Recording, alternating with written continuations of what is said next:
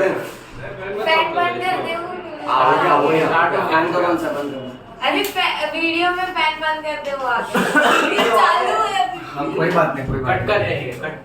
चलो ठीक है, स्टार्ट करें बच्चों। हाँ सर। देखिए हमने अपने लास्ट योयो बायो क्लास में डाइजेशन चैप्टर पढ़ा था। हाँ। डाइजेशन चैप्टर के लेक्चर 1 में we studied about human digestive system, जिसमें हमने पूरा एलिमेंट्री कैनाल पढ़ा था। Mouth, pharynx, oesophagus, stomach, small intestine, large intestine. फिर उसके बाद हमने नेक्स्ट लेक्चर में, लेक्चर 2 में, हमने हिस्टोलॉजी ऑफ एलिमेंट्री कैनाल और लीवर और उसके साथ साथ सलाइवरी ग्लैंड से डिस्कस किया। देयर आफ्टर इन लेक्चर 3 हमने बात किया था पैनक्रियाज के बारे में और मैकेनिज्म ऑफ डाइजेशन के बारे में। मैकेनिज्म ऑफ डाइजेशन के सारे इक्वेशन प्रैक्टिस किया आप लोग ने अभी। वो जितने भी सारे इक्वेशंस है ना कि कौन सा केमिकल किस केमिकल में कन्वर्ट होता है, वो सब बहुत इंपॉर्टेंट है। Entrance exam point of view हर एक एंजाइम किसको किस में कन्वर्ट करता है वो हमको पता होना चाहिए। हाउएवर फॉर टुडेज क्लास, देखो अभी आज के लेक्चर में है ना बहुत ढेर सारा इंफॉर्मेशन है जिसको मैं बहुत ही ग्रेजुअली धीरे धीरे करके तुमको सिखाऊंगा ताकि एक एक पॉइंट अपने को समझ में आए। ठीक है, now let us start with first multiple choice question. बच्चों हमको ये पता होना चाहिए कि ऐसा एक एमसीक्यू आता है that digestion of macromolecules, digestion of macromolecules. Macromolecules का मीनिंग लेना है carbohydrates, proteins, fats and nucleic acid. ये हम लोग बायोलॉजी के बायोमोलिक्यूल्स चैप्टर में सीखेंगे। सब लोग रिपीट करो, मैक्रोमोलिक्यूल्स का एग्जांपल क्या क्या है? Carbohydrates, protein, fats, nucleic acid. Nucleic acid में दो टाइप लेंगे, डीएनए और RNA. That is deoxyribose nucleic acid and ribose nucleic acid. ये सब कैसा है ना कि इनका मॉलिक्यूलर वेट ज्यादा होता है, इसलिए इनको मैक्रोमोलिक्यूल्स बोलते हैं। तो हम लोग के खाने पीने में जो भी कार्बोहाइड्रेट्स, प्रोटीन, फैट्स और न्यूक्लिक एसिड है, ये सारा का सारा जो डाइजेशन है ना, ये होता है डिओडेनम में। And duodenum is a part of perfect. तो यहाँ पहला मल्टीपल चॉइस क्वेश्चन बन रहा है बेटा। सेकेंड मल्टीपल चॉइस क्वेश्चन हमको ये पता होना चाहिए कि खाना डाइजेस्ट होने के बाद खाने का maximum absorption, maximum absorption takes place in which two parts of small intestine? So that will be jejunum and ileum, which are again a part of small intestine. Okay, get this line also. NCERT कहता है कि आपको याद रखना है maximum digestion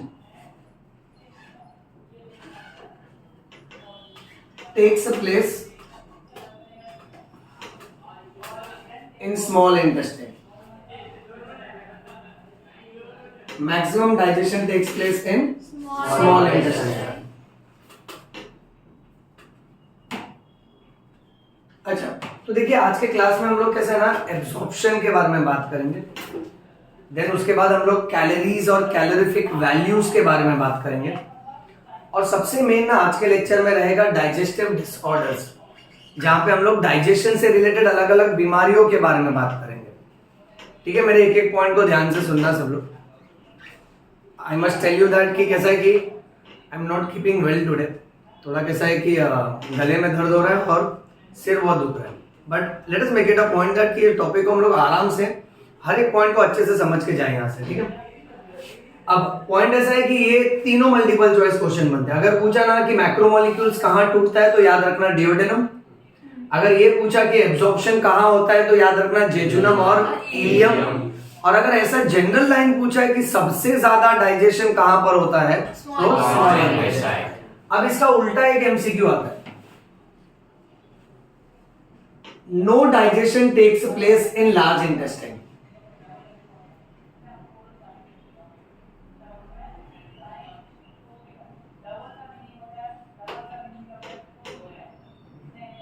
no digestion takes place in large intestine, यानी large intestine में आपका कोई भी खाना टूटेगा नहीं, बस लार्ज इंटेस्टाइन में थोड़ा बहुत काम होता है। नंबर 1, लार्ज इंटेस्टाइन करता है absorption of water, minerals and certain drugs. Drugs यानी मेडिसिन। हाँ, thank God, this is a good batch, नहीं तो लोग कुछ भी समझने लगते हैं। हाँ, दे लाइक ड्रग्स, लाइक हाँ होता होगा कुछ। Okay, anyway, we are bio people, we are mannered people, remember that. Okay, अच्छा, तो लार्ज इंटेस्टाइन कोई डाइजेशन करके नहीं देगा, बट लार्ज इंटेस्टाइन क्या करता है, कुछ कुछ पानी खींच लेता है, मिनरल्स खींच लेता है, और कुछ कुछ दवाइयों को एब्जॉर्ब करने में हेल्प करता है। नेक्स्ट, लार्ज इंटेस्टाइन के अंदर थोड़ा बहुत म्यूकस रिलीज होता है, so we will mention secretion of mucus. Mucus इसलिए रिलीज होता है ताकि जो अनडाइजेस्टेड फूड है, स्टूल्स, उसका क्या हो सके, lubrication. So this is necessary for lubrication of undigested food, and this undigested food is called as a feces. Okay, moving on. अब खाना डाइजेस्ट होने के बाद एब्जॉर्ब हो चुका है, और एब्जॉर्ब होने के बाद जो खाना एब्जॉर्ब होके ब्लड में गया है,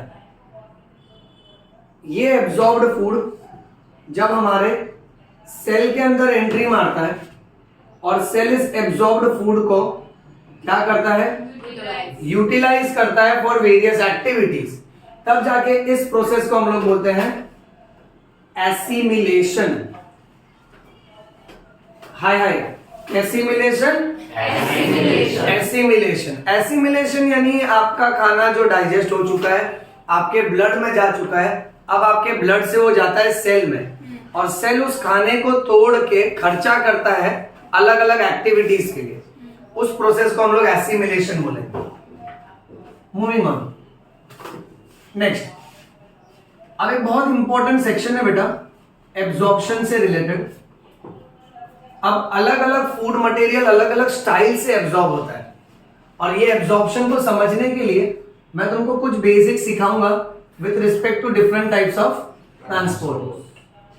अब अलग अलग ट्रांसपोर्ट के टाइप्स में अगर हम चले, तो पहला टाइप हमको ये समझना चाहिए कि बेटा अगर कोई भी मटेरियल जा रहा है from higher concentration to lower concentration, फिर चाहे वो मटेरियल सॉलिड हो, लिक्विड हो या गैस हो, अगर वो जा रहा है from higher concentration to lower concentration, इस तरह के ट्रांसपोर्ट को हम बोलेंगे सिंपल डिफ्यूजन।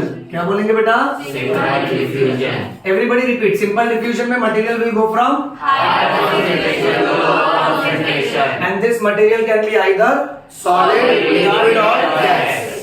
ये हो गया सिंपल डिफ्यूजन।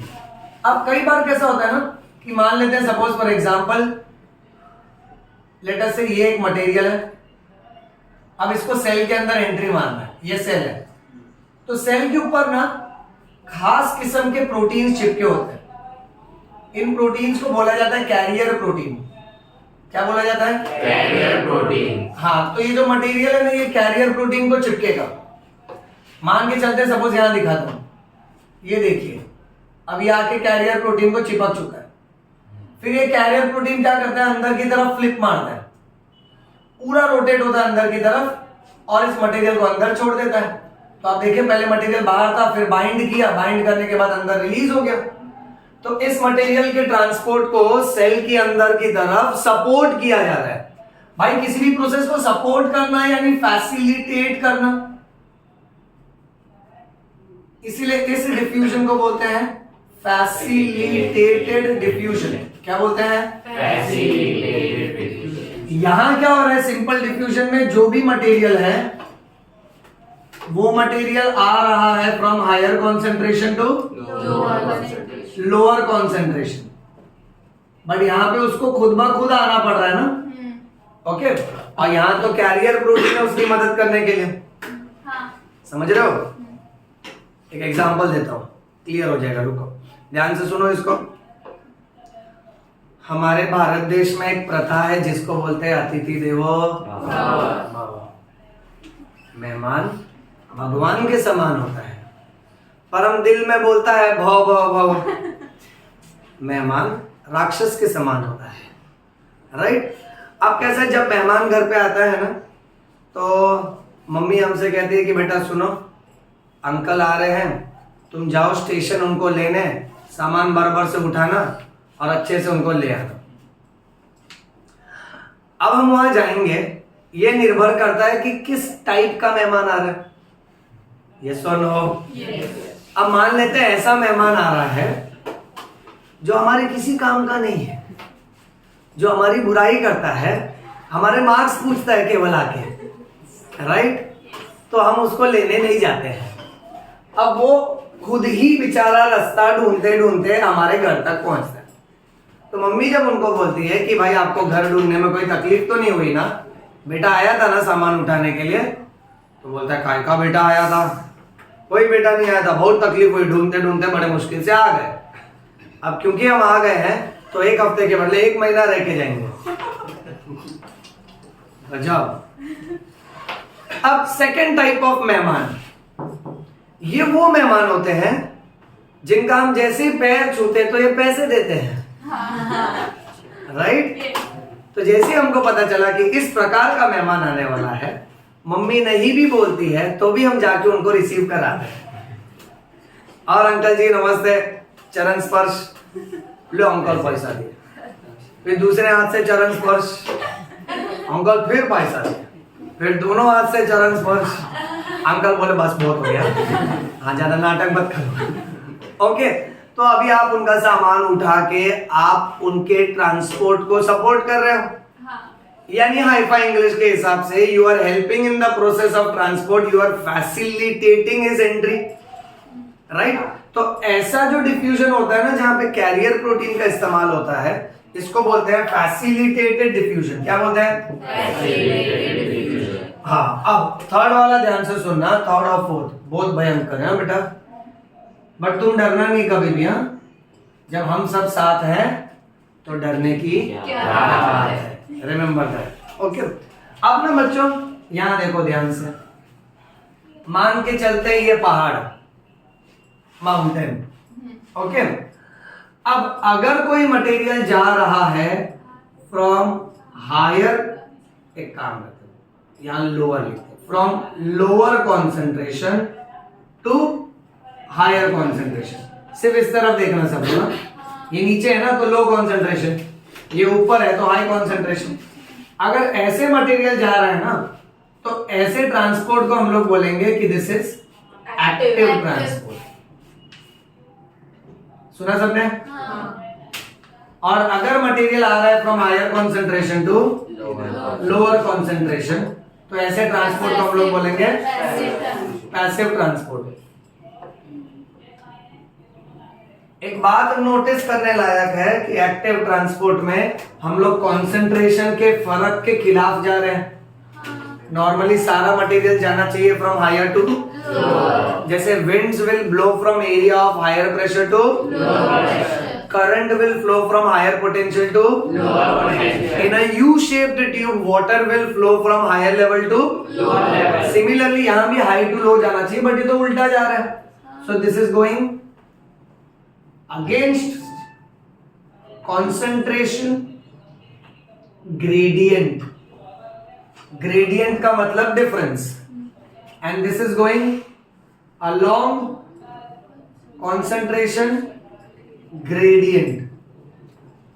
gradient का मीनिंग क्या कहा बेटा मैंने? सो ये कंसंट्रेशन के फर्क के खिलाफ जा रहा है, ये कंसंट्रेशन के फर्क के साथ जा रहा है, बराबर है। सो ये हायर टू लोअर ऐसे आ रहा है। अच्छा, जब ये कंसंट्रेशन के फर्क के खिलाफ जा रहा है, सो यहाँ पे ताकत खर्चा होगा, so this uses ATP and this does not use, it does not require ATP। you know what is ATP? Adenosine triphosphate. ये एग्जाम में लिखा करो, हमारे आपसी प्यार में याद रखो, अवस्थी तगड़ा पढ़ाता है। You get this बेटा? Yes। ATP is अवस्थी तगड़ा पढ़ाता है। तुम पढ़ाते बोला करो, हाँ वही तो बोलो। Respect very important. Okay so और एग्जाम में अगर इसका फुल फॉर्म गलत लिखे ना तो इसका और एक फुल फॉर्म है, पूछो क्या? अवस्थी तगड़ा पीटता भी। अगर गलत लिख दिया और रच दिए ना एग्जाम में तो मार देंगे बेटा। अब एटीपी को बोला जाता है energy currency of the cell, यानी किसी भी सेल को ताकत चाहिए रहता है तो एटीपी को तोड़ता है। तो इधर ताकत खर्चा होगा, इधर ताकत खर्चा नहीं होगा। समझ रहे हो?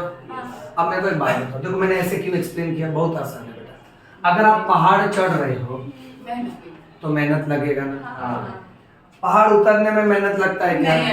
नहीं। हाँ सिर्फ एक धक्का ही लगता है ना बेटा, फिर क्या वो रोल रोल होके आता है नीचे और उसका फायदा भी हो जाता है। बोलो क्या? याददाश्त वापस आ जाती है। अब हिंदी पिक्चर देखे हो?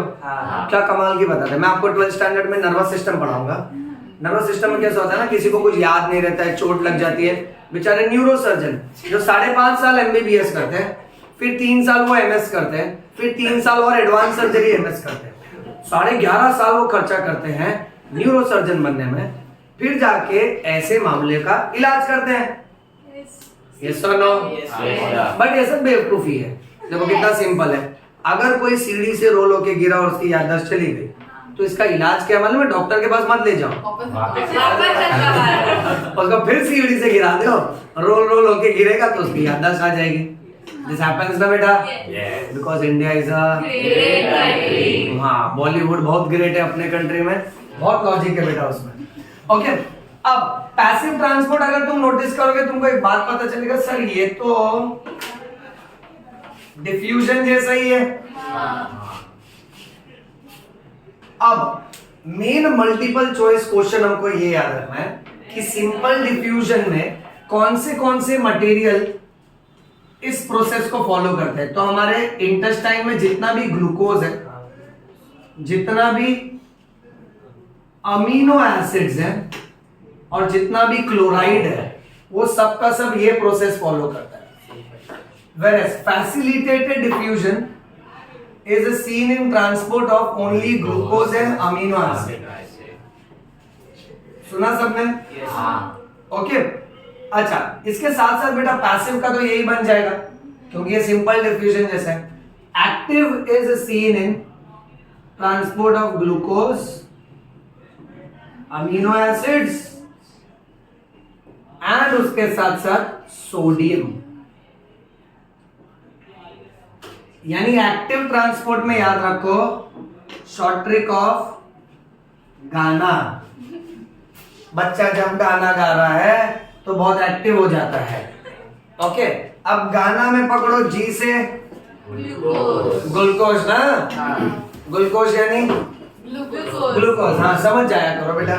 ए से पक्का ना, किसी को कमीनो एसिड तो नहीं लग रहा ना? ओके और ना साथ में ले लेना सोडियम। इतना समझा बेटा? Yes sir. अच्छा अब नेक्स्ट टॉपिक जो है ना, नेक्स्ट टॉपिक बेस्ड है कि हम जो भी कुछ खाते हैं तो भाई हमको उसका कैलोरीफिक वैल्यू पता होना चाहिए। आपने कभी सुना है खाने में कैलोरीज होती है? yes. आपको इससे क्या समझता है? कैलोरीज होती है मतलब क्या? कितना फैट होता है या प्रोटीन होता है। यानी जैसे मान लेते हैं अगर आप दाल खा रहे हो, चावल खा रहे हो, या तो आप किसी शादी में चले गए हो और उधर आप ऐसे ही घुस गए, उन्होंने पूछा आप लड़के वालों की तरफ से हो कि लड़की वालों की तरफ से हो, आप पिक्चर देखे हो, आप बोले हम साइंस की तरफ से। किसकी तरफ से है? साइंस की तरफ से। जिंदगी में एक बात बताओ, एक वन ऑफ द अच्छा इंपॉर्टेंट कैरियर होता है फूड इंस्पेक्टर। कौन सा कैरियर? Food inspector. किसी भी खाने में आप किसी भी खाने को क्या करो, टेस्ट करो, अब बोलो मजा नहीं आया, तेरा फूड रिजेक्ट। ओके अब पॉइंट ऐसा मान लेते हैं आप जो भी कुछ खा रहे हो तो आपको ये पता होना चाहिए ना कि ये खाना मेरे को ज्यादा ताकत देगा कि ये खाना मेरे को ज्यादा ताकत देगा। उसको हम लोग कैलोरीफिक वैल्यू बोलते हैं। खाने से जो हमको एनर्जी मिलती है ना, वो एनर्जी को मेजर किया जाता है in terms of calories. Okay अब इसका डेफिनेशन कंसीडर करते हैं।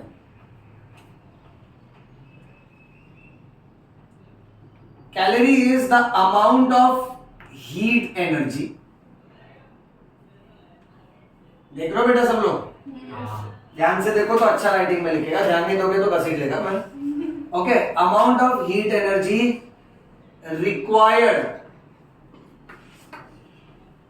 To raise the temperature of 1 gram of water by 1 degree Celsius। 1 gram पानी का टेम्परेचर 1 डिग्री से बढ़ाने में जितनी ताकत खर्चा होती है उसको 1 कैलोरी बोलते हैं। अगर कैलोरी पता चल गया तो नेक्स्ट डेफिनेशन भी आना चाहिए, kilo calorie. So kilocalorie is the amount of heat energy required to raise the temperature of 1 kilogram of water by 1 degree Celsius। Sir ये हम बना लेंगे, आप तकलीफ मत लो, एडजस्ट कर लोगे ना ये? एग्जाम में डेफिनेशन आया तो मेंशन कर देना है। अच्छा, अब बात ऐसी है कि इसको मापने के लिए, जैसे टेम्परेचर मापने के लिए होता है थर्मामीटर, ब्लड प्रेशर मेजर करने के लिए होता है स्फिग्मोमैनोमीटर, वैसे ही कैलोरीज कितना निकल रहा है उसको मेजर करने के लिए होता है कैलोरीमीटर। क्या होता है? इसका पूरा नाम है बॉम्ब कैलोरीमीटर। क्या नाम है? हाँ, ये फटेगा नहीं है बेटा, टेंशन मत लेना। ओके, बॉम्ब कैलोरीमीटर ये होता है अल्टीमेटली एक मेटालिक चेंबर, एमसीक्यू आता है सुनो, which is filled with oxygen. ये मेटालिक चेंबर है which is filled with oxygen, ये याद रखो। और पॉइंट ऐसा है कि अगर हम लोग कैलोरीज मेजर करने लगे तो हम लोग ये देखेंगे कि एक होता है ग्रॉस कैलोरीफिक वैल्यू और एक होता है फिजियोलॉजिकल कैलोरीफिक वैल्यू। ग्रॉस का मीनिंग है टोटल और फिजियोलॉजिकल का मतलब होता है इन यूज। अब ध्यान से सुनो सब लोग, अगर हम लोग 1 ग्राम कार्बोहाइड्रेट्स, 1 ग्राम कार्बोहाइड्रेट को तोड़ते हैं तो वो हमको 4.1 किलो कैलोरीज ऑफ एनर्जी दे सकता है। अगर हम लोग 1 ग्राम प्रोटीन को तोड़ते हैं तो ये हमको 5.65 किलो कैलोरीज एनर्जी दे सकता है। और अगर हम लोग 1 ग्राम फैट्स को तोड़ते हैं तो ये हमको 9.45 किलो कैलोरीज एनर्जी दे सकता है। बट 1 ग्राम फैट से हमको फाइनल मिलता है 4 kilo calories of energy. Protein हमको देगा again 4 kilo calories of energy और फैट्स हमको देगा 9। अब इसमें ये समझना है बच्चों कि ये ग्रॉस कैलोरीफिक वैल्यू और फिजियोलॉजिकल वैल्यू अलग अलग है। कुछ बच्चों को लगता है सर ये तो खाली राउंड अप किया है, तो 4.1 का राउंड अप 4 समझ में आता है, 5.65 का तो या तो 6 लिखना चाहिए तो 5 लिखना चाहिए। बट देखो इसका फंडामेंटल कॉन्सेप्ट अलग है बच्चों। ग्रॉस यानी टोटल। मैं तुमको एक एग्जांपल देता हूं, तुम खुद समझ जाओगे।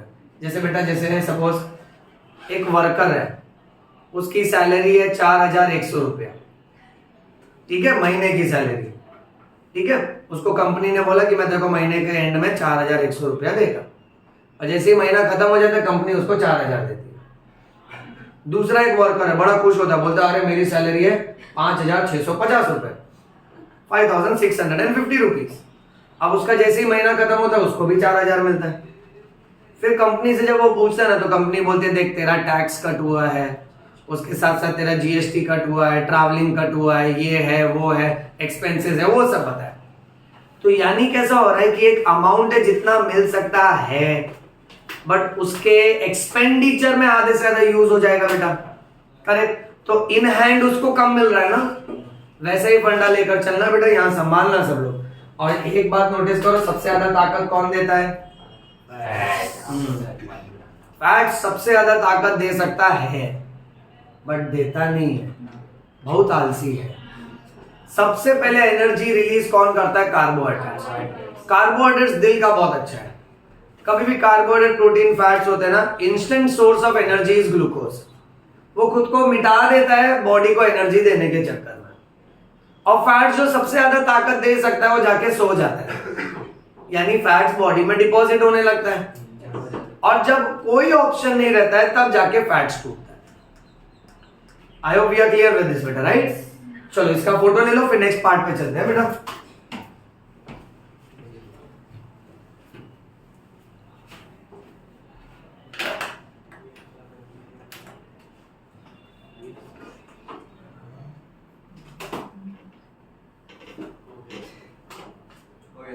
डन?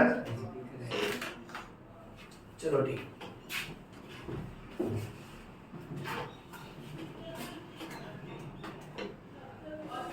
मेन क्वेश्चंस पूछो, आंसर करोगे बेटा? यस और नो? ट्राई करो। चलो, आया तो ठीक, नहीं आया तो डांट खा लेने का ना सर कि उसमें क्या है, अब तो आदत पड़ गई। यस कौन बोला? पिट जाओगे तुम लोग।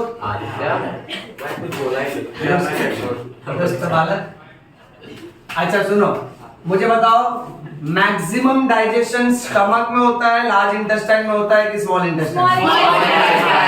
वेरी गुड, इजी वाला पूछा है, ज्यादा उड़ो मत। अच्छा बताओ ये कौन सा ट्रांसपोर्ट है which goes against concentration gradient? Active transport. Very nice, कौन बोला? हाँ, ये मेरे असली स्टूडेंट्स हैं। ओ नकली हो, ध्यान दिया करो ना, अगेंस्ट कॉन्सेंट्रेशन ग्रेडियंट ऊपर को जा रहा है ना। हाँ। अच्छा चलो बताओ, मैक्रोमोलिक्यूल्स का डाइजेशन जेजुनम में होता है, डिओडेनम में होता है, इलियम में होता है? जेजुनम में होता है। डाइजेशन किस में होएगा? डिओडेनम। डाइजेशन डिओडेनम में होगा और एब्जॉर्प्शन जेजुनम और इलियम में होगा। ओके, सिंपल डिफ्यूजन में material will go from higher concentration to lower concentration. that material can be solid also, liquid also, Gas also. facilitated diffusion में ये मटेरियल जाएगा from higher to lower, but ये हमेशा जाएगा with the help of carrier protein, with the help of carrier protein. अच्छा, active और passive में से किस में एटीपी यूज होगा, किस में एटीपी यूज नहीं होगा? पक्का ना? ये एक्टिव और पैसिव का डिफरेंस याद रखो। See some students in college section they are like मेरे को तो आता है एक्टिव पैसिव, यानी मैंने स्कूल में भी पढ़ा है ग्रामर जो होता है एक्टिव वॉइस और this is one of my favourite topic, right? वो ग्रामर मजा आती थी कि नहीं पहले? राइट? ऐसा मत बोला करो यार, कितना इजी हुआ करता था। कुत्ता मेरे को काटा एक्टिव वॉइस, मैं कुत्ता को काटा पैसिव वॉइस। समझ रहे हो? रॉन्ग हो गया? हाँ। अरे हाँ, मीनिंग चेंज नहीं होना चाहिए। मैं कुत्ता के द्वारा कटवाया। अरे वो नहीं, अपना वाला एग्जांपल। हिंदी पिक्चर गाना सुने हो ना? तेरे मस्त मस्त दो नैन मेरे दिल का ले गए चैन, दिस इज एक्टिव वॉइस। मेरे दिल का ले गए चैन तेरे मस्त मस्त दो नैन, दिस इज पैसिव वॉइस। समझ रहे हो? बहुत इजी है बेटा ग्रामर, अपने को भी इंग्लिश आने का वेरी इंपॉर्टेंट।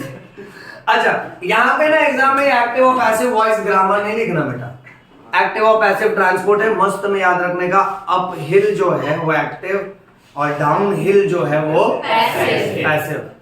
जा रहा है दिमाग में? Is it going into your neuron और it is going into your nephron?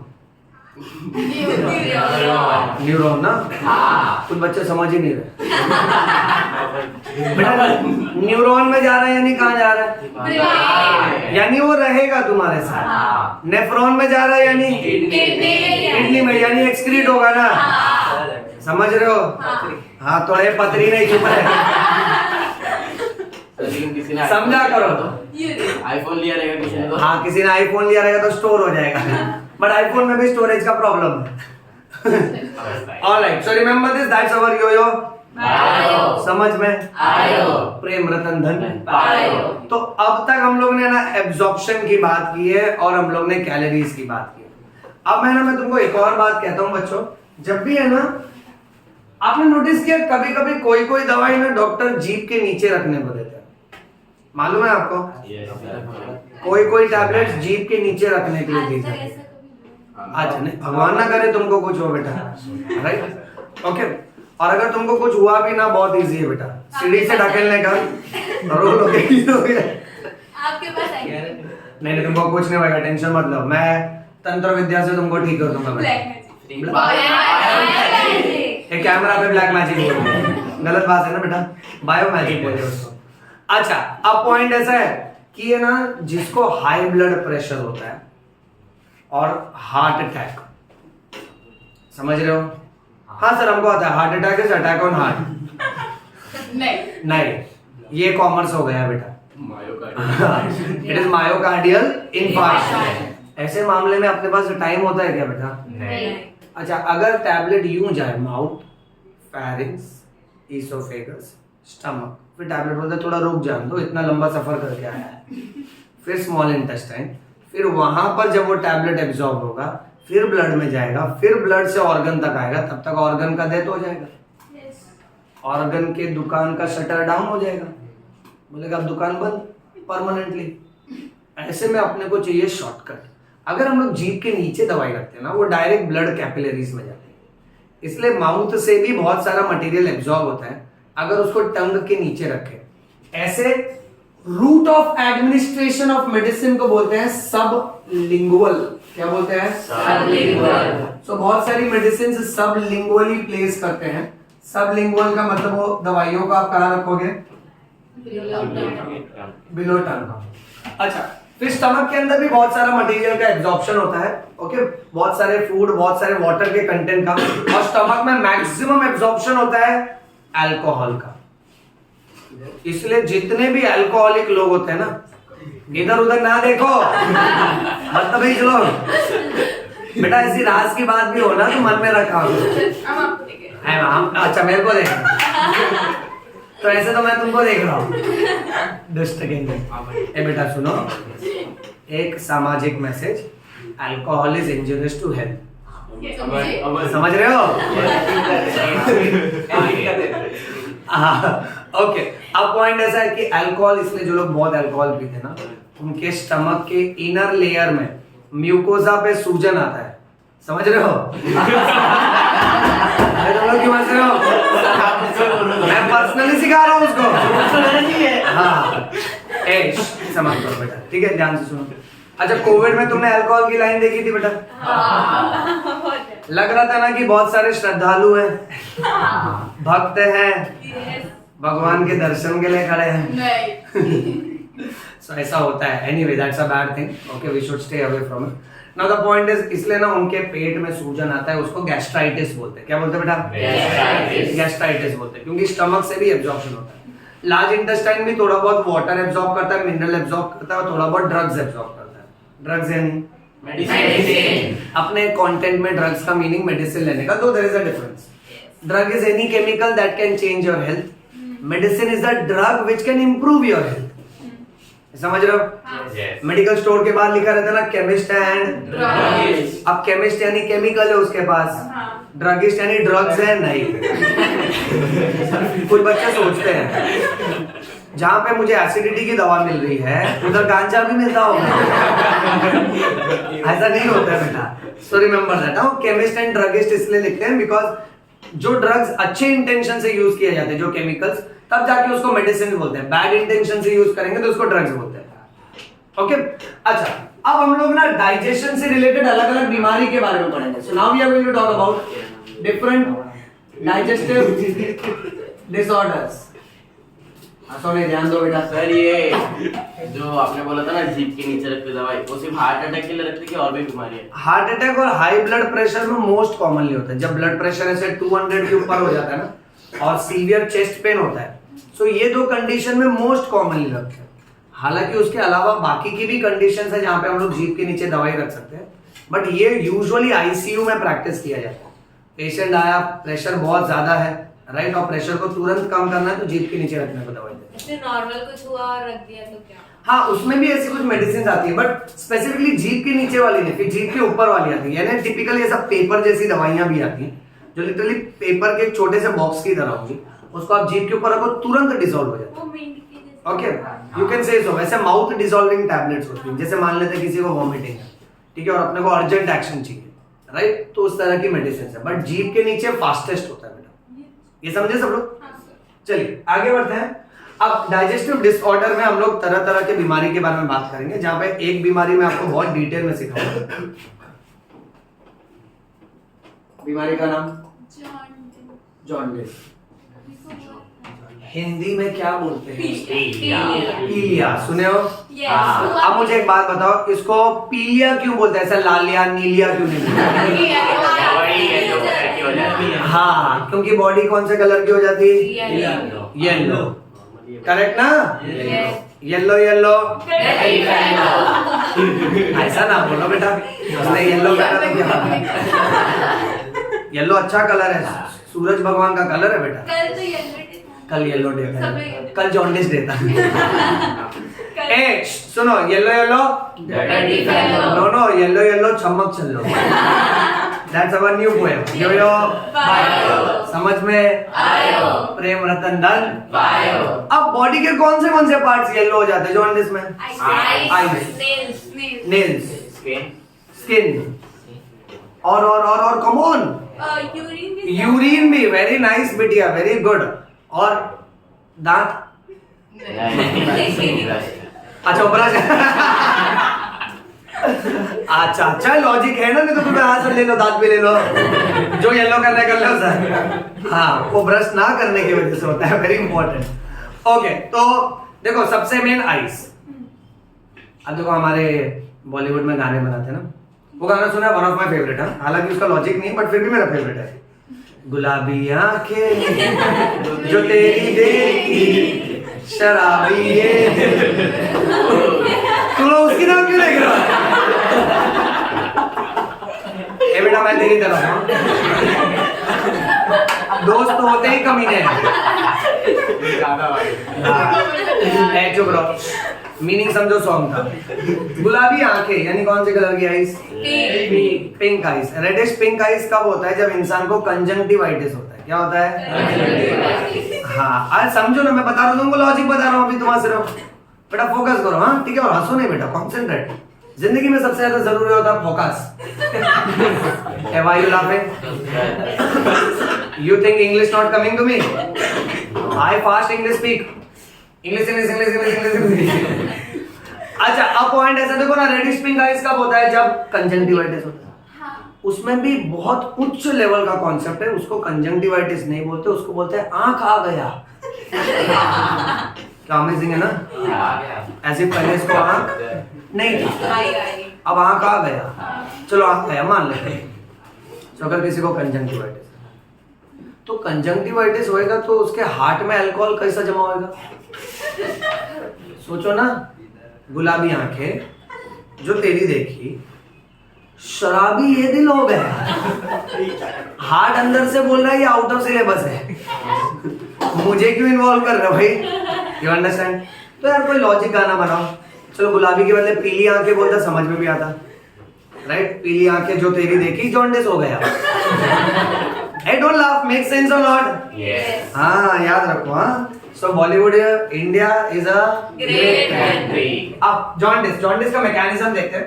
तो जॉन्डिस में आप लोग ने बहुत सही कहा कि बॉडी के पार्ट्स येलो हो जाते हैं, so there is yellowing of ये पीली आइस नंबर 1, और उसके साथ साथ nails number 2, urine number 3 and skin number 4। इतना समझ गए सब? अब हम लोग एकदम डिटेल में चलेंगे। हम लोग ऐसा हिंदी पिक्चर जैसा नहीं, कुछ भी बात करेंगे बेटा। अब ये समझेंगे कि ये येलो क्यों हो रहा है। अब इसकी कहानी छुपी है हमारे बॉडी के एक इंपॉर्टेंट सेल में, जिसका नाम है आरबीसी है कि आरसीबी है बेटा? कुछ बच्चे ना टेस्ट पेपर में लिख देते RCB. Royal Challengers Bangalore were transporting oxygen from one part of this is murder of bio का मर्डर करने का नहीं। हाँ, वो आईपीएल की वजह से ना आजकल मेरे को, मुझे बड़ी गुस्सा आ जाती है। पेपर में फिर बोलता सर गाय में हो गया, सॉरी सर, आरबीसी आरसीबी बन गए। ओके, अब आरबीसी का कहानी ऐसा है, आरबीसी अपनी उम्र लिखा के आया है कितने दिनों की? 120 दिन की। ध्यान से सुना, 120 दिन के बाद आरबीसी जाता है एक स्पेशल ऑर्गन में जिसका नाम है स्प्लीन। स्प्लीन हमारे बॉडी में लेफ्ट साइड में प्रेजेंट होता है, लेफ्ट साइड ऑफ एब्डोमेन। सो हमारे पेट में इस तरफ स्प्लीन है। स्प्लीन को उपाधि दी गई है, इसको टाइटल दिया गया है ग्रेवयार्ड ऑफ आरबीसी। क्या बोला इसको? Graveyard of RBC. सोचो, सारे आरबीसी को 120 दिन हो जाने पे स्प्लीन मार डालता है, इसलिए ग्रेवयार्ड ऑफ आरबीसी, आरबीसी का कब्रिस्तान। इमेजिन तुम लोग अपने शरीर के अंदर कब्रिस्तान लेकर घूम रहे हो। Getting it everyone? बहुत ही हॉरर टॉपिक है बेटा। आधी रात को एक कहानी मत सुनाना किसी को। और नहीं, तुम कैसे, तुम बच्चे मासूम हो, तुम बोल दोगे, तुमसे पूछेंगे लोग कौन सीखा तुमने, अवश्य से। राइट? फिर सब लोग देखेंगे हाँ ये दाढ़ी वाला, ये जरूर तांत्रिक होगा। राइट? ये तो बोल ही रही है ब्लैक मैजिक, ब्लैक मैजिक। हाँ, तो ऐसा ना करो, ठीक है? समझो, ये कॉन्सेप्ट है। तुम अभी किसी से भी बोले तेरे को मालूम आज हमने पढ़ा तेरे शरीर में कब्रिस्तान है, वो अगली बार तुमसे बात नहीं करेगा। ओके, बट मस्त ऐसा टाइटल दिया है क्योंकि ये आरबीसी को तोड़ता है। अब स्टोरी देखो, जब आरबीसी टूटता है ना बेटा, आरबीसी टूट रहा है, समझ रहे हो? हाँ, अब ये आरबीसी टूटेगा ना तो इसमें से केमिकल निकलेगा बेटा। ओके, पहले केमिकल का नाम है बिलीरुबिन है। बॉयज ध्यान दो यहाँ पे, फोकस करो। आरबीसी टूट रहा है, दिल नहीं टूट रहा है बेटा। सर वो तो टूटा हुआ है।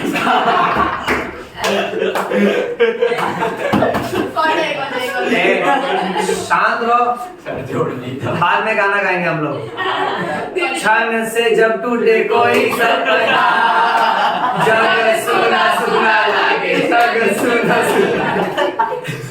बेटा तुम क्लिनिक आओ, ठीक है? Anyway, पहला केमिकल बन रहा है बिलीरुबिन। दोस्त बड़े नालायक होते हैं, आज ये बात शुरू हो गई। दूसरा केमिकल है बिलीवर्डिन। अच्छा, आरबीसी जब टूटता है ना तो दो केमिकल बनता है, बिलीरुबिन और बिलीवर्डिन। अब बच्चों बात ऐसी कि ये बिलीरुबिन और बिलीवर्डिन ना दोनों कचरा है। अब कचरे को देखो कैसे बाहर फेंकने का काम एलिमिनेटरी ऑर्गन्स का होगा। तो वैसे हमारे बॉडी में भी झाड़ू वाला है और झाड़ू वाली है। झाड़ू वाला चाचा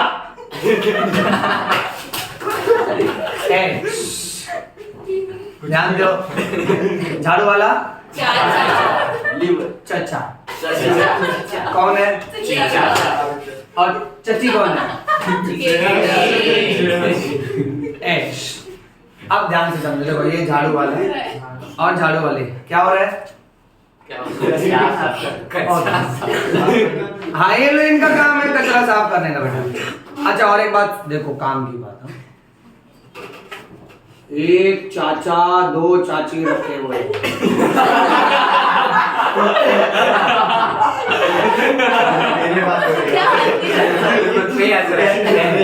शांत रहो, तुमको बढ़िया से आ रही? हमको तो लगा था तुम सीधे बच्चे हो। नहीं ना, जलेबी है। हाँ। अच्छा, एनीवे, तुमको कोई प्रॉब्लम है कि एक चाचा ने दो चाची रखी? उसका पर्सनल ना, अपने को क्या लेना देना। अब इनको बोलते हैं एलिमिनेटरी ऑर्गन्स। क्या बोलते हैं? दोनों का स्टाइल देखो।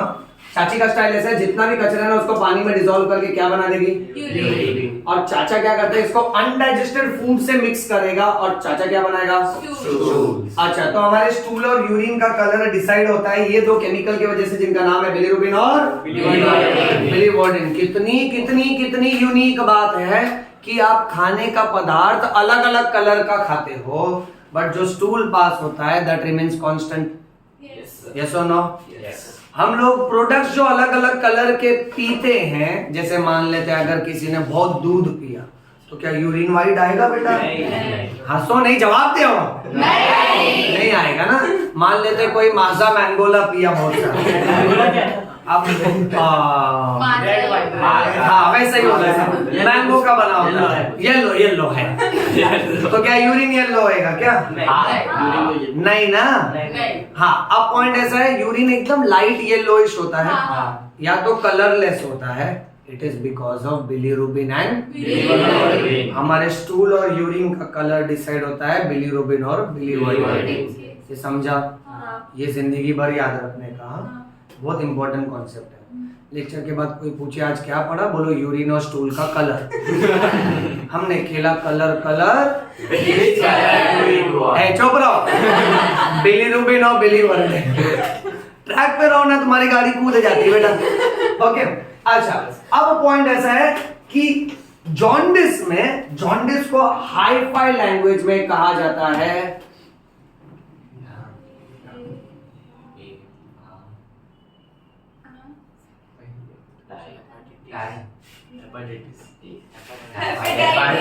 नो ब्रो, समझ रहे हो ना, कुंडली मैच हो रहा है ना, पर शादी नहीं करेगा। और ध्यान दो यहाँ पे, सर मैं भी नहीं करेगा, मेरा दिल टूटा है।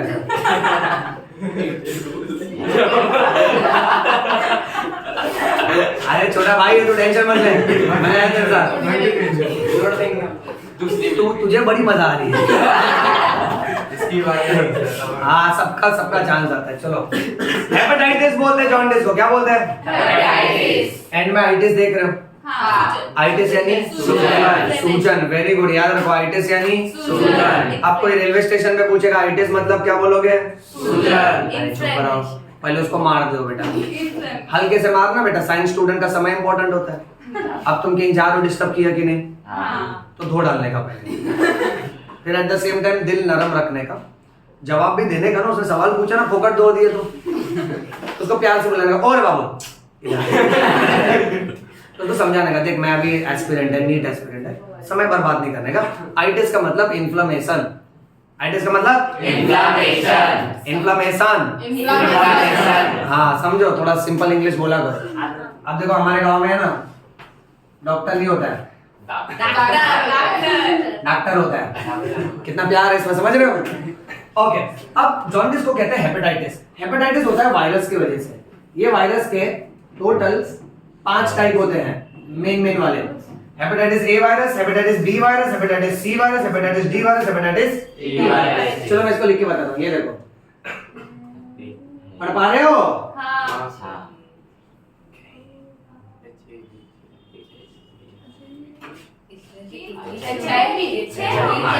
वो एड्स का वायरस है, ह्यूमन इम्यूनो डेफिशिएंसी वायरस। एक बात ध्यान से सुनो, बहुत बच्चे होते हैं बोलते हैं हाँ सर ये भी आता है, hepatitis I virus, that is murder of bio का मर्डर करने का नहीं। हाँ तो ये अलग है, इसको काट देते हैं। अब इसमें से जो हेपेटाइटिस ए वायरस है ना, ये जब हमारे बॉडी में एंट्री मारता है ना, तो ये आके लीवर पे सूजन पैदा कर देता है।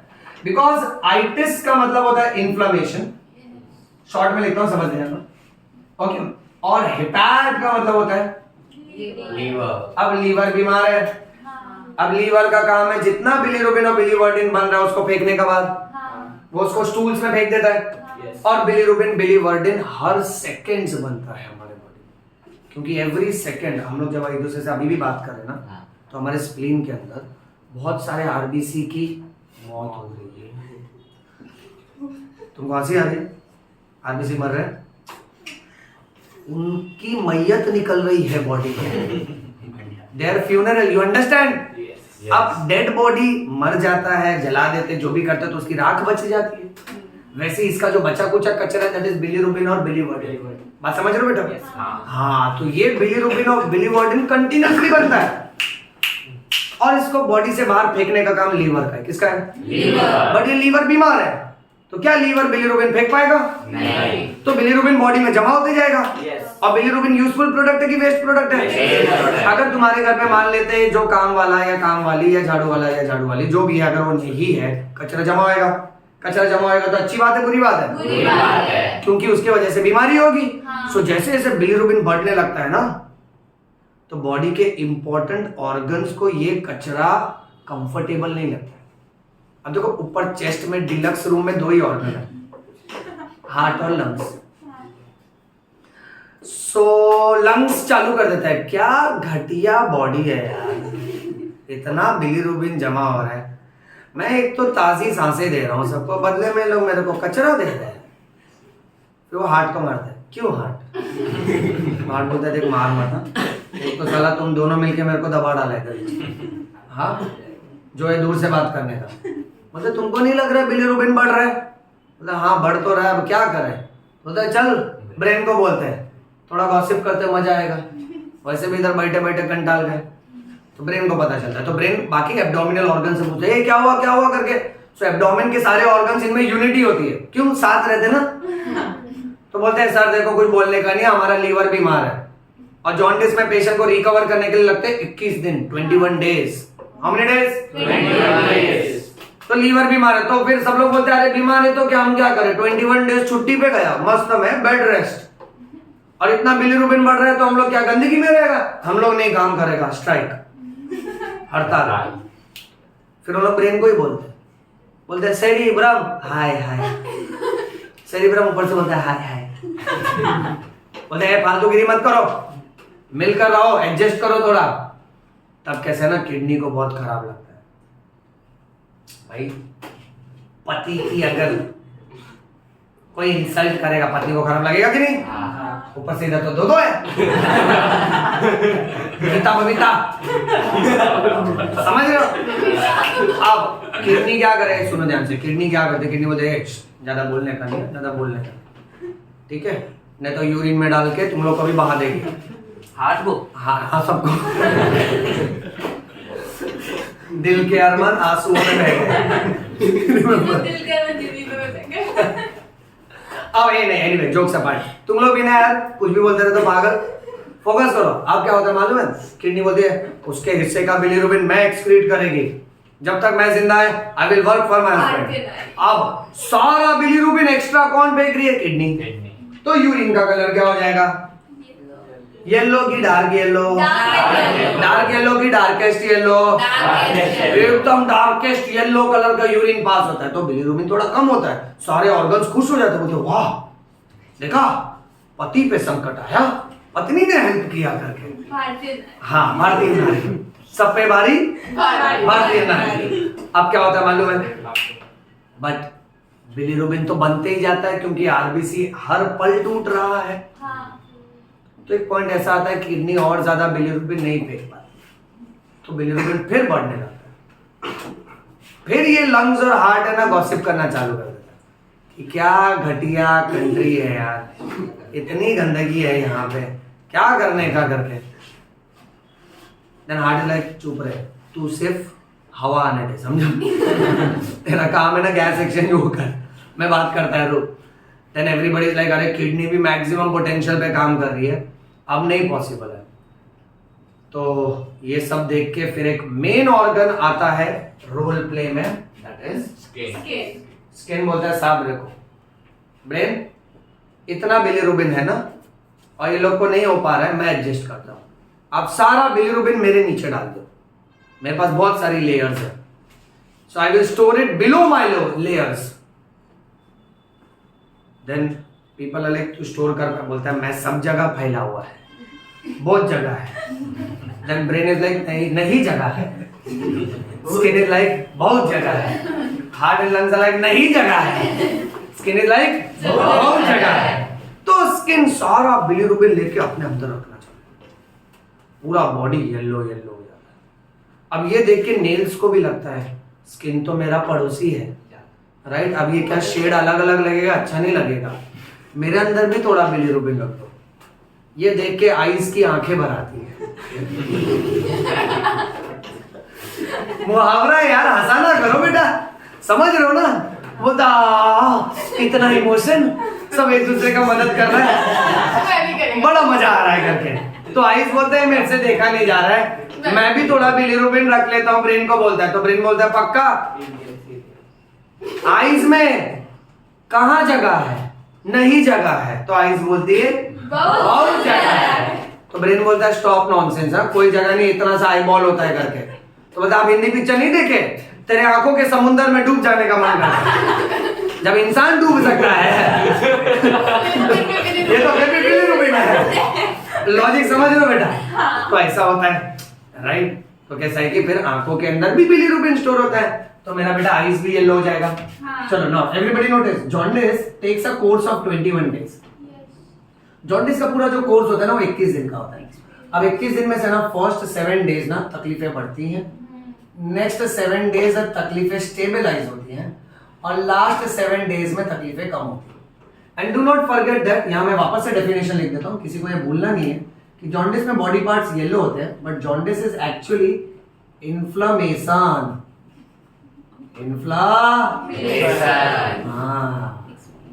इन्फ्लामेशन ऑफ लीवर, लीवर पे सूजन आएगा बेटा, ठीक है। फिर इसमें कैसा है कि अगर इसके साथ साथ पेशेंट को वॉमिटिंग भी होता है, फीवर भी आता है, उसको भूख भी नहीं लगता है, क्योंकि वो जितना खाएगा वो खाने का डाइजेशन भी लीवर को ही करना है। सो देखो जैसे बेटा अगर तुम थके हुए हो, तुम अगर बीमार हो, तो क्या तुम उतना काम कर पाओगे जितना नॉर्मली करते थे? नहीं। सेम लीवर के साथ होता है। सो लीवर बोलता है मैं डाइजेशन नहीं करेगा, फिर भी इंसान ठूस लेता है खाना, क्योंकि इंसान इसी के लिए पैदा हुआ है। अब कैसा है कि इंसान जब खाना खा लेता है तो स्टमक लीवर को बोलता है लीवर सुन, ये ले मस्त मेंदू वड़ा आया है, ये ले उसके साथ तेल घी फैटी फूड भी आया, डाइजेस्ट करके दे। सर एक बात है, और जॉन्डिस के टाइम ऐसा रिकमेंड करते हैं कि चना खाने का। चना खाना चाहिए, करेक्ट, क्योंकि उसमें प्रोटीन होता है। आप जितना फैटी फूड खाओगे ना, जैसे दूध का जो क्रीम है, मलाई, ऑयल, फैट्स, अब मान लेते स्टमक ने फैटी फूड दिया उसको, भाजी में जो तेल था वो सब दिया कि लीवर ये ले डाइजेस्ट करके दे, क्योंकि फैट्स का डाइजेशन बाइल जूस करता है। Bile juice will carry out emulsification of fats, और बाइल जूस लीवर से बनता है। तो ये तो वही बात हो गई कि बेटा अगर तुम बीमार हो तो तुम उतना काम नहीं कर पा रहे हो, ऊपर से मैं तुमको जानबूझ के और होमवर्क दूं, करेक्ट, तो तुमको तो गुस्सा आएगा ना। लीवर के साथ यही होता है। तो स्टमक जब लीवर को खाना देता है, बोलता है ये ले डाइजेस्ट करके दे, लीवर ने तेरे को दिख नहीं रहा है, एक तो इतना सूजन है, यहाँ पे इन्फेक्शन है, देन स्टमक इज लाइक तो ये खाने का क्या करूं? Liver is like return ticket, फिर से भेज दे ऊपर।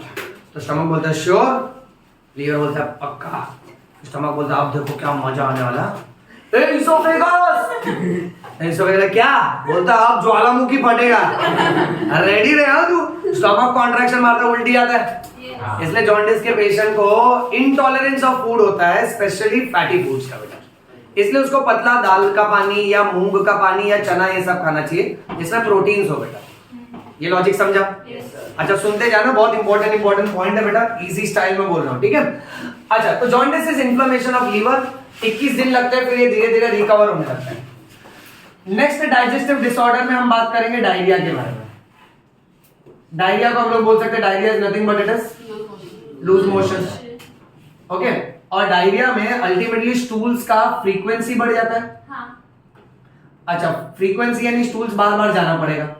दूसरा स्टूल्स का लिक्विडिटी बढ़ जाता है ना, और ये यूजुअली होता है किसी ना किसी इन्फेक्शन की वजह से। You never know which vada pav is a सड़ा पाव, यस और नो बेटा? अच्छा अब डायरिया का ही ऑपोजिट कंडीशन क्या मेंशन करते हैं, दैट इज कॉन्स्टिपेशन। अगर डायरिया लूज मोशन है तो कॉन्स्टिपेशन वाइड मोशन है। Here the frequency is very less. Liquidity in stool is very less. These are hard stools. तेरे जैसा कोई hard नहीं। Okay. और constipation usually होता है because of lack of exercise. Constipation होता है because of lack of fresh green leafy vegetables. हाँ फ्रेश ग्रीन लीफी वेजिटेबल्स जो लोग नहीं खाते ना, देखो ग्रीन लीफी वेजिटेबल्स में सेल्यूलोज होता है। क्या होता है बेटा? सेल्यूलोज जो फाइबर्स होते हैं ना, ये कैसे है हमारे स्टूल्स को थोड़ा मॉइस्ट बना के रखते हैं, उसमें वाटर होल्ड करके रखते हैं, ठीक है। तो अगर किसी को कड़क स्टूल पास हो रहा है या तो उसको स्टूल पास करने में प्रॉब्लम हो रहा है। देखो डायरिया में क्या स्टूल पास करने में कोई प्रॉब्लम नहीं है, इनफैक्ट जरा भी एफर्ट्स नहीं लगाना है। फीलिंग समझ रहे हो? हाँ देखो कैसे है ना कि उसमें आपको खाली भागना है और आपको टारगेट तक पहुंच जाना है, बस दैट्स इट, बाकी सब ऑटोमेटिक है उसमें। बट कॉन्स्टिपेशन में देखिए उल्टा होता है। कॉन्स्टिपेशन में पेशेंट को बहुत एफर्ट्स डालने पड़ते हैं। वो patient typically the patient will be holding the pipe and the tap and efforts करेगा ना, अभी मेहनत तो करना पड़ेगा बेटा, दैट इज कॉन्स्टिपेशन। अब इसीलिए ना ये याद रखो कि ग्रीन लीफी वेजिटेबल्स खाएंगे ना तो स्टूल्स कैसा ना इजीली पास होते हैं, स्टूल्स में वाटर रहता है, ये समझ के चलो सर। ये ना सोचना सर क्या सुबह सुबह स्टूल बेटा, दैट इज बायो, और बायो में आपको सब कुछ पढ़ना पड़ेगा, ओके। अच्छा अब normal frequency of passing stools, normal stool frequency, ध्यान से सुनना, इंसान नॉर्मली स्टूल कितने से कितने बार पास कर सकता है? So human can pass stools, humans,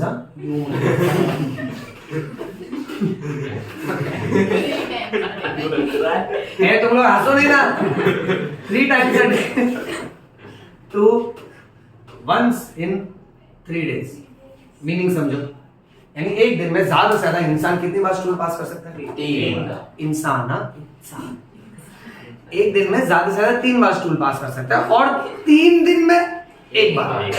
अगर कोई एक दिन में 4 बार स्टूल पास करे या 5 बार या 10 बार, तो कॉन्स्टिपेशन होगा कि डायरिया होगा? डायरिया। शाबाश, वेरी गुड। अब 3 दिन में 1 बार तो स्टूल हो ही जाना चाहिए, बट मान लेते 4 दिन हो गया स्टूल नहीं पास हुआ, 1 हफ्ता हो गया स्टूल नहीं पास हुआ, पेट में हड़ताल है, राइट?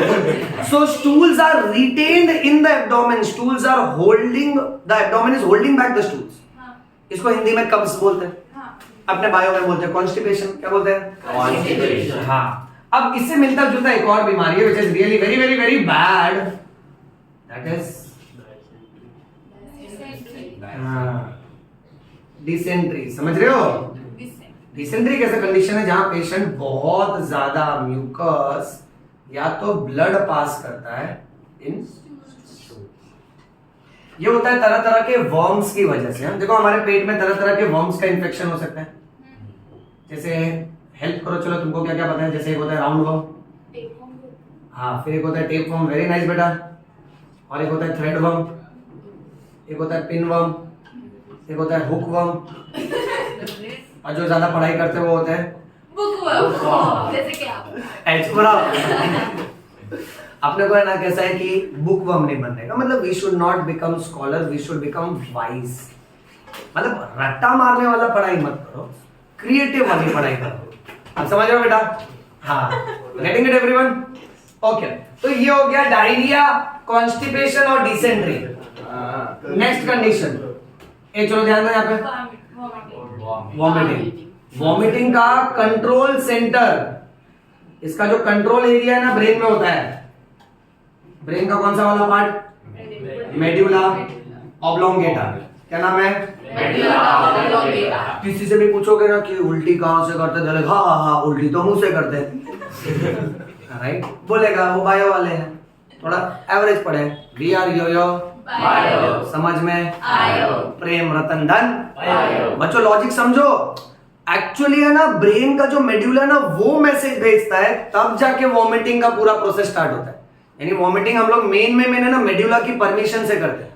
सो वॉमिट का control centre lies in medulla oblongata in brain, ये याद रखो। नेक्स्ट, वॉमिटिंग का दूसरा नाम है रिवर्स पेरिस्टाल्सिस। क्या नाम है? इसका और एक नाम है रीगर्जिटेशन। क्या नाम है? रिगर्जिटेशन। तो आज के बाद ना उल्टी पलटी वॉमिट बोलने का नहीं, either you call reverse peristalsis और देखो आप किसी को सर मेरे को उल्टी जैसा लग रहा है, सर लगे दूर रहो, अरे you should like sir I am feeling like regurgitation, like okay होता होगा कुछ, आप जाओ, राइट? रीगर्जिटेशन यानी वॉमिटिंग हो जाता है, जहां आपका खाना वापस से ना, देखो नॉर्मली ईसोफेगस से स्टमक में जाना चाहिए, अभी खाना उल्टा आता है। ईसोफेगस के लिए तो कैसे कंफ्यूजन, दुविधा वाली बात हो जाती है। ईसोफेगस देखता है हाँ ये मेंदू वड़ा गया, फिर दिखता है मेंदू वड़ा फिर आ रहा ऊपर, यू गेट इट? तो ये गाड़ी रिवर्स आता है, okay, that is vomiting. Next very important disease जो आजकल हम सबको होते रहता है very commonly, that is indigestion.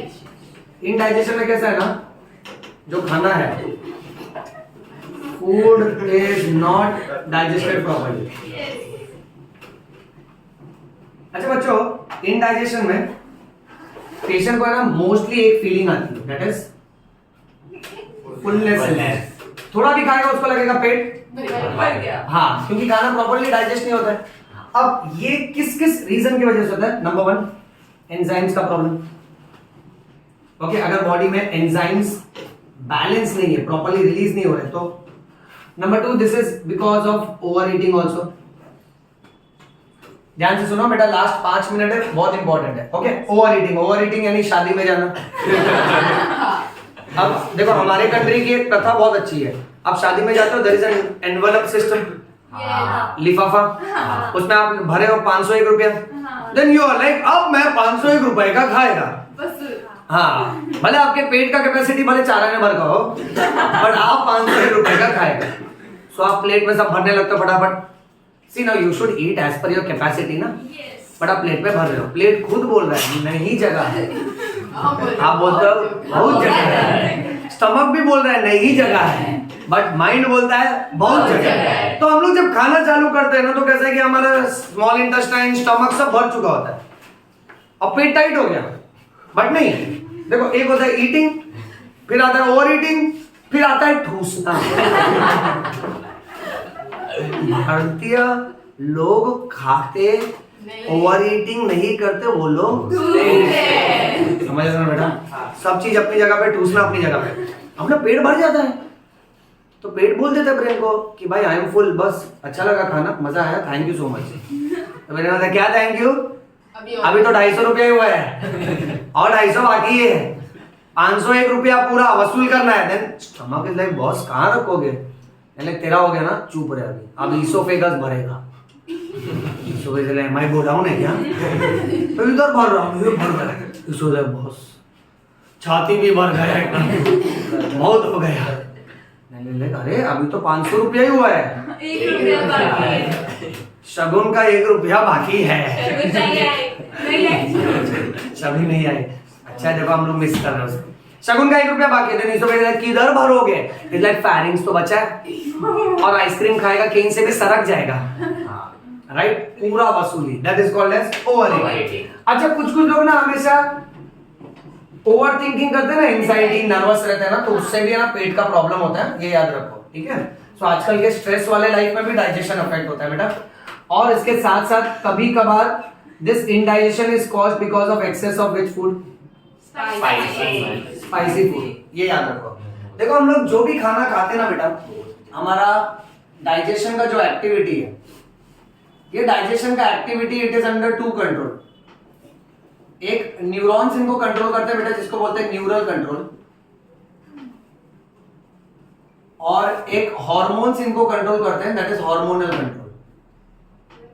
अब हार्मोनल कंट्रोल का डिटेल पार्ट 12th स्टैंडर्ड में आता है। न्यूरॉन्स में ऐसा है कि खाना देख के, the sight of the food, number 2 the smell of the food, okay, at times even the thought of the food. आप जब इसके बारे में सोचते हो या जब उसको टेस्ट करते हो, तो there is release of saliva. Okay, देखो हमारे डाइजेस्टिव सिस्टम को जो नर्व सप्लाई करती है ना, उस नर्व का नाम है वेगस नर्व। क्या नाम है? Vagus nerve. ओके, 2 और टर्म्स मैं लिख के रखता हूं जो तुम लोग ढूंढना है extra information. One is Auerbach's plexus and second is myenteric plexus. अब ये सिलेबस में नहीं है, एनसीईआरटी में नहीं है, बट इसको ढूंढ के रखना। ये कुछ नसों का नेटवर्क है, ठीक है, इस बारे में हम लोग नेक्स्ट क्लास में डिस्कस करेंगे। हार्मोनल कंट्रोल में देखो एक हार्मोन होता है जिसका नाम है गैस्ट्रिन। गैस्ट्रिन नाम का हार्मोन क्या करता है, स्टमक से उसके सारे के सारे जूसेस रिलीज करवाता है। दूसरा एक हार्मोन होता है सीक्रेटिन। सीक्रेटिन हमारे बॉडी में वाटर लेवल और बाइकार्बोनेट्स के लेवल को कंट्रोल करता है। सब लोग सुनते जाओ ध्यान से बेटा, यहां ध्यान दो। थर्ड एक हार्मोन है जिसका नाम है CCK। इसका फुल फॉर्म बनता है कोलेसिस्टो, छोले नहीं लिखा है, हाँ, कोलेसिस्टोकाइनिन। इसको बहुत से लोग PZ पैंक्रियोजाइमिन भी बोलते हैं बेटा, क्योंकि ये क्या करता है, ये गॉल ब्लैडर और ये पैंक्रियास पे काम करता है बेटा, और गॉल ब्लैडर से निकलवाएगा कौन सा जूस, बाइल जूस, और पैंक्रियास से निकलवाएगा पैंक्रियाटिक जूस। तुमसे ना एग्जाम में ये भी पूछेंगे, एक हार्मोन होता है जिसका नाम है GIP, गैस्ट्रिक इनहिबिटरी पेप्टाइड। क्या नाम है बेटा? बच्चों, इनहिबिट वर्ड का मतलब क्या होता है? कोई भी प्रोसेस को इनहिबिट कर देना, यानी स्टॉप कर देना। हाँ। याद रखो ये फैंसी इंग्लिश वर्ड है बेटा, इनहिबिट करना यानी स्टॉप करना। तो ये क्या करता है ना, हमारे स्टमक और इंटेस्टाइन का जो मोटिलिटी है, मूवमेंट है, उसको इनहिबिट करता है यानी स्टॉप करता है। ये पार्ट एनसीईआरटी में नहीं दिया है, ये 12th स्टैंडर्ड में आता है, बट अभी से ना तुम्हारे दिमाग में डाल के रखता हूं बेटा क्योंकि ये इंपॉर्टेंट है। अच्छा, फिर लास्ट एक टॉपिक बचता है, that is PEM, that is protein energy malnutrition. Malnutrition सुने हो? अच्छा, अब मान लेते हैं सपोज एक वुमेन अगर 4 बच्चों को जन्म देती है, ठीक है, और वो अगर स्लम एरिया से, न्यूट्रिशनल स्टेटस अप्रोप्रिएट नहीं है, तो आपको लगता है सारे बच्चों का हेल्थ स्टेटस अच्छा होगा? नहीं। हाँ, इसको बोलते हैं प्रोटीन एनर्जी मैल न्यूट्रिशन। इसमें 2 तरह की बीमारी आती है बेटा। एक बीमारी का नाम है क्वाशियोरकर, टेक्निक के साथ सिखाता हूं, ध्यान से सुनना, और एक बीमारी का नाम है मैरिस्मस। अब ऐसे याद रखो, दोनों में से किसका स्पेलिंग बड़ा है? क्वाशियोरकर उन बच्चों में होता है जिनकी उम्र 1 साल से ज्यादा है। मैरिस्मस उन बच्चों में होता है, हाँ, जिनकी उम्र 1 साल से कम है। पहला ट्रिक सुना सबने? हाँ। अच्छा मेरा बेटा एकदम ध्यान से फॉलो करना, ये लास्ट पार्ट बहुत डेंजर इंपॉर्टेंट है। देन कौन से स्पेलिंग में ओ आ रहा है? ओ, क्वाशियोरकर ना, तो क्वाशियोरकर का जो ओ है ना, ओ से याद रखो इडीमा। इडीमा का मतलब होता है स्वेलिंग। तो इसमें स्वेलिंग प्रेजेंट होती है, यानी ये बच्चे का फेस, इसके हैंड्स और लेग्स सूज जाते हैं, ओके। और मैरिस्मस में इडीमा इज एब्सेंट। उसी ओ से याद रखना, ओनली प्रोटीन डेफिशिएंसी, ये सिर्फ प्रोटीन की कमी की वजह से होता है, और इसमें प्रोटीन भी कम है, उसके साथ साथ बॉडी में बाकी की कैलोरीज भी कम होती है, तो यहां दोनों की कमी है मैरिस्मस, ओके। सो मैरिस्मस में ऐसे याद रखो, मार डालेगा, दोनों की कमी है। ट्रिक पकड़ रहे ना बेटा? क्योंकि ये सब है ना मिसमैच होता है ना, तो इसमें बहुत गड़बड़ होती है। अच्छा, अब पॉइंट ऐसा है कि ये दोनों केस में जो बच्चे होते हैं ना, उनमें आप देखोगे इमैसिएशन। इमैसिएशन यानी ये बहुत ज्यादा लीन थिन होंगे, इनकी जो स्किन होगी ना, स्किन बहुत ही ज्यादा ड्राई होगी और रिंकल्ड होगी। छोटे छोटे बच्चे होंगे पर फिर भी स्किन ना ओल्ड एज इंसान की तरह होगी। प्लस इसके साथ साथ इनको बहुत एक्सट्रीम क्या महसूस होगा? वीकनेस। ये उन लोगों में ज्यादा कॉमनली देखा जाता है जिनमें है ना मदर को फैमिली प्लानिंग का आइडिया नहीं है। जैसे मान लेते हैं, देखो बायोलॉजी कहता है कि the gap between 2 pregnancy should be of 3 years. यानी अगर एक वुमेन इस साल प्रेग्नेंट हुई है, उसने बच्चे को जन्म दिया, तो उसको 3 साल का गैप रख के फिर वापस प्रेग्नेंट होना चाहिए। बट अगर वो ऐसा कर रही है कि इस साल वो प्रेग्नेंट हुई, फिर अगले साल प्रेग्नेंट हुई, फिर अगले साल प्रेग्नेंट हुई, and then she like hat trick. हाँ, तो देखो ऐसा अगर तुम खेल खेलोगे तो गलत बात है ना बेटा। मुझे एक बात बताओ, जब दूसरे बच्चे को जन्म दिया जाएगा, दूसरा बच्चा छोटा है, जस्ट बॉर्न है, ठीक है, वो उसको ब्रेस्ट फीड करेगी, उसका यूरिन स्टूल ये सब हैंडल करना, तो पहला बच्चा भी तो 1 ही साल का होगा, वो भी छोटा होगा, मैनेज करना मुसीबत। प्लस पहला बच्चे को जन्म दिया, फिर वापस तुरंत प्रेग्नेंट हो गई। पहले बच्चे को जन्म देने में कितना ब्लीडिंग होता है, न्यूट्रिएंट लॉस होता है बेटा, करेक्ट। 3 साल का जब गैप रखते हैं ना, तो मदर अपना न्यूट्रिशनल स्टेटस रिकवर कर पाती है बेटा। That is the reason why as a science students we should strongly remember this point and we should guide others also that the minimum gap between 2 pregnancy should be of 3 years. This is very important. अच्छा, second very important point is this is also seen during, इस तरह की बीमारियां कब आती है मालूम है? जब तरह तरह की नेचुरल कैलामिटी होती है। अच्छा, अब नेचुरल कैलामिटी यानी मान लेते हैं अर्थक्वेक हुआ, या तो मान लेते हैं ड्रॉट्स यानी सूखा पड़ गया, okay, we can also call it as famine. Drought and famine यानी एकदम सूखा हो गया, बारिश हुआ नहीं, तो कोई क्रॉप्स ग्रो ही नहीं हुए। महंगाई होने लगी because of political turmoil. NCERT ने वर्ड लिखा बेटा, पॉलिटिकल टर्मोइल। टर्मोइल का मतलब होता है कंफ्यूजन, पॉलिटिक्स का झगड़ा हुआ एक कंट्री का दूसरे कंट्री के साथ, let's say Ukraine Russia war चालू हो गया, तो दोनों कंट्री को डैमेज होगा ना बेटा।